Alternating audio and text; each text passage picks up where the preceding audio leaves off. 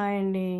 ఇదైతే మేము ఊరెళ్ళి వస్తున్నప్పుడు దారిలో మిరప తోట కనిపించింది. సో, మిరపకాయలైతే సూపర్‌గా ఉన్నాయి. కాయలు చెట్టు నిండా చక్కగా తోటలో అయితే ఎక్కడ చూసినా ఇట్లా గ్రీన్, రెడ్, గ్రీన్, రెడ్, గ్రీన్‌గా చెట్లుంటే వాటి పండ్లు మిరప పండ్లు మాత్రం చక్కగా రెడ్ కలర్‌లో మంచిగా కనిపిస్తున్నాయి. చూడటానికైతే చక్కగా చూడచక్కగా ఉంది.